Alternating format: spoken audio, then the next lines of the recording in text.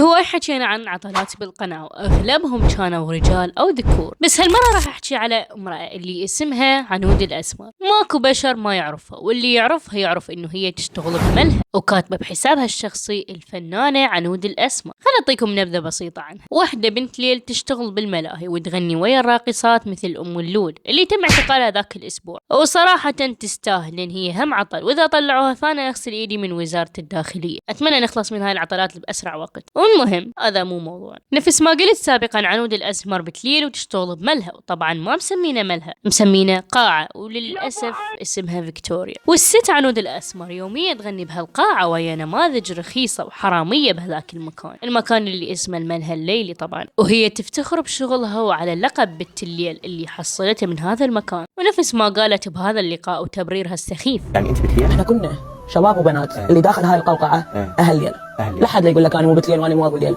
لا شو كده نغني الصبح طبعا بتليل. ليش بس يتنصلون يقول لا احنا مو بتليل؟ لا ما يحتاج، هي الجمله مو مسيئه ابدا بس هو وهذا المذيع يقول لها صيح، وعلى اساس هم مثقفين ويتناقشون فيما بيناتهم. القنوات الفاشله اللي تستضيف بنات الليل والراقصات، وطبعا تقول هي بتليل لان هي شغلها بالليل واللقب كلش عادي، عود على اساس لواته. عزيزتي تعرفين شنو قيمتك لما بالملهى يشمرون عليك فلوس؟ كلش عادي، ممكن يحددون قيمتك بشده مال 5000 ويذبونها عليك. ما يحتاج تكونين فرحانه لهاي الدرجه، ولا يحتاج انك تكونين فخوره. اللي ما عندها حياء او عفه وضاربه الدين بعرض الحائط تشتغل بالملهى، واللي مسويه نفسها سلعه رخيصه قدام الزبايل يعني حش السامع، لان كلنا نعرف منو يدخل هاي الاماكن، واللي مقدرين قيمتها بقد مبلغ يشمرونه عليها، وهي فرحانه على بالها انه ها هي ملكه الدنيا، ما تدري انه الشخص المقابل قدرها ب5000 وشمرها عليها. يعني المفروض المراه المسلمه تعرف قيمتها وما تتقدر بثمن بحيائها وعفتها. ستي ذاله نفسك ولا حد يقول ظرفها ومدري شنو. الله يحط اختبارات للبشر، والعبد اللي يجتازها يربح الاخره، واللي ما يجتازها هذا عبد ضايع حظه وخالف امر الله سبحانه وتعالى. الله سبحانه وتعالى لما حط قوانين حتى يعزك ويسوي لك كرامه وقيمه بين العالم، بس انتم شو تسوي لكم اذا انتم ما تردون تسوون قيمه لنفسكم؟ بعض اضربي راح يبررها ويقول ظرفها وما شنو. يعني عقليتك هاي خليها لك، لا تلوث المجتمع والدين بيها، وماكو شيء اسمه حريه شخصيه بهيك امور. وبعدين يا عنود ليش تبررين وتقولين انه اسم بنت الليل او ابن الليل عادي؟ يعني اذا على مفهومك السخيف هذا فاني اقرا بالليل وادرس بالليل وامنتج. لو اغلب الناس اللي تسهر بارزاقها اللي جايبينها من حلال وشغل شريف، وحتى المراقد حشاها تكون مفتوحه بالليل وبها ناس شريفه تخدم، وهمك هواي ناس تشتغل بالليل. شنو معنى هالكلام؟ فالعذر مالتك اقبح من الفعل. وطبعا ما خلصت لهنا، طلعت لقاء ويا نزار الفارس، اما انا مسلتت بيه شويه هي ونزار، التقاء العطلات الاكبر. يقول احط العرض